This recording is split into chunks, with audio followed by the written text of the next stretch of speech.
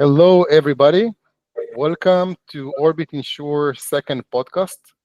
I'm really excited to have Jonathan with us, VP Growth at Sapiens, and truly honored to have you with us, Jonathan. The floor is yours, Meidad. Hey, everybody, and welcome to another episode of ORBITinsure podcasts. My guest today is Jonathan Levanon, a strategic growth executive with more than 15 years of experience leading global demand generation, account-based marketing, and business operation for billion-dollar enterprises. Jonathan is currently serving as VP of Global Growth Marketing at Sapiens, and he has a bachelor degree in computer science and economics from Bar-Ilan University and an MBA in marketing from Tel Aviv University. Today's discussion is about the cross-section of data, technology, growth strategy, and of course, AI, focusing but not limited to InsurTech. Hi, Jonathan. Hey, Meidad, Lior. Thank you for inviting me. It is our pleasure. Jonathan, could you share something personal that hasn't made it into your LinkedIn profile, offering us a glimpse into a lesser known aspect of your life? That's a tricky question, but I think the most important part about me is that I like tennis. And the reason why I'm mentioning it is because I'm keeping evolving and mentioning tennis throughout the different stations of my career. In half of my presentation, I always have a slide about tennis, and here we are again, and I'm mentioning it now. The beautiful thing with tennis is that although you see one player who plays, eventually there is a whole operation and tons of things and people behind it. And the most sophisticated and successful tennis player were the one that realized that that's not a one-man show. And they need to trust more and more about their team. And once they realize that, they become better and better in what they do. That's about tennis now. The other interesting part, if you are a tennis, I would say fan, is the fact that I've been watching tennis, I think, for the last 20 years. I know a lot about its statistics, all the players, titles. I know this world very well. I also play myself many years. And I've been tracking, obviously, the names that everyone in the world are familiar with, Roger Federer, Novak Djokovic, all these guys. The most impressive thing for me was that at the end of every season, when you just saw that they, just can be better and become better in what they do. They went for 1 month, summer vacation or end of season vacation, and at the beginning of the next season, they just came back better. Simply because while everyone were rest and traveling, they took some element that they were not good enough in their opinion and kept practicing in order to improve it, and this kind of thing goes with me and with my family every day. It's like there is always more room to improve yourself. There is always more room to optimize everything that you do. You can just become better and better. Everything goes to how hard you want it and what's the level of and the amount of time that you actually allocate for it. But you'll never be good enough, and you'll always have more room in order to improve yourself. So that's, I would say, a less known aspect about my life, although I keep mentioning it at every opportunity that I have. You remind me of someone I heard once that said, everybody say practice makes perfect, but this is not true.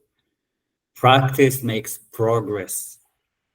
You can always progress, and that's the point. And thank you for sharing this. Let's talk a little bit about your journey, starting from the Israeli Intelligence Corp, business development at Tabula, and becoming a VP growth at Sapiens. How did you manage to do all that stuff? I think the most interesting part with all of us is that the person can't really eventually plan his journey. My journey has been so far very diversified. I've met tons of people along the way. had the chance, to work with many wonderful people in many different, companies and activities that I was involved with. And, you'll keep learning. It's a journey, as I mentioned plenty. So as a person, you cannot really plan your journey, but as long as you are willing and flexible enough to keep learning and adapt yourself to the opportunities that you encounter throughout your life, then eventually you are able to have, I would say, good chances to succeed. Plus, you get the chance, to make everyone around you better at what they do. And so it's an ongoing, I would say, both way journey. On one hand, you keep learning all the time, and on the other end, you keep making everyone around you just better and more expert in what they do. Again, mine was pretty much diversified. At some point of my life, we almost relocated, me, my wife, and our kids to Thailand. The next day, we found ourselves relocating to the US more than 1 year ago. And it's a common mistake, I think, for humanity to think that you can measure your journey and whether your decision was good or bad just according to the result. People, and I definitely pay attention to it, people should measure their, I would say, the level of decisions according to their journey, where these decisions led them to. Simply because sometimes, our ability as people is a bit limited, to control the overall outcome, right? I mean, let's just take salesperson, for example. If that's a catastrophic year in the market, it doesn't matter how good you are of doing sales, you won't achieve your quota.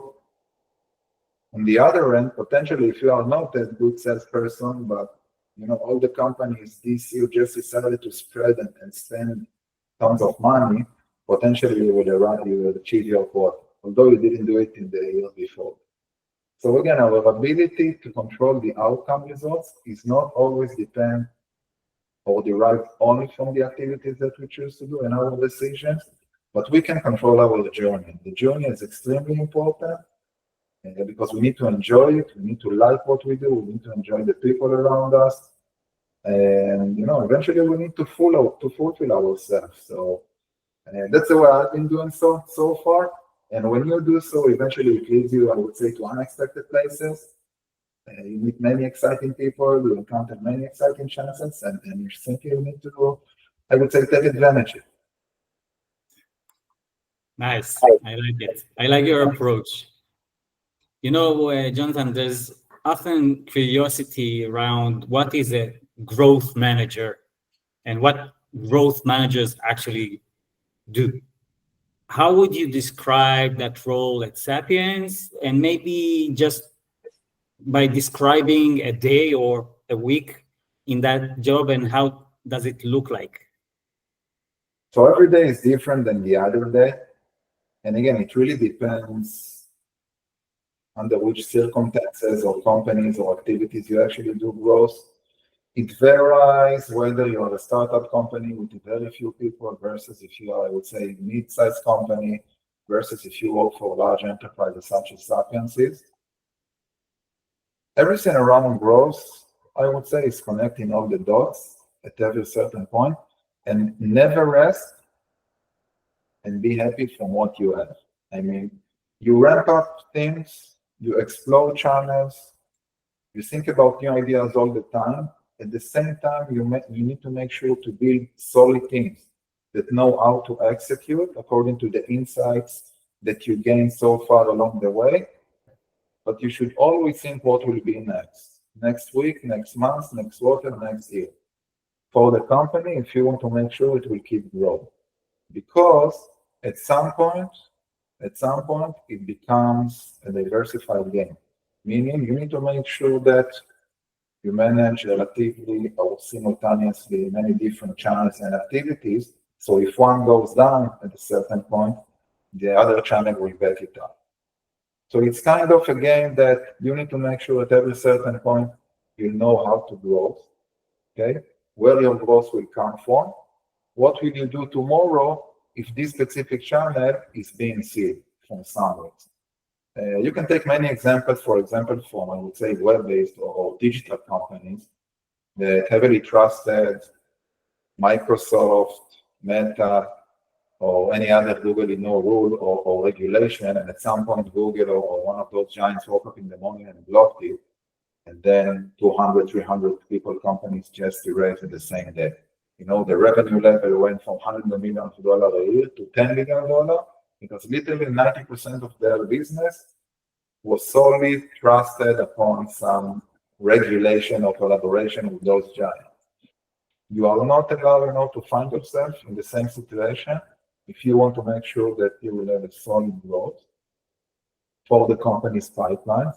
But you need to be smart enough to recognize the environment when you operate.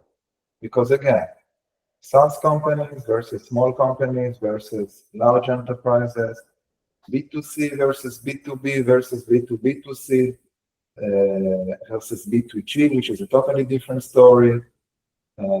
So that's usually the way I refer to it. And growth is on top of everything.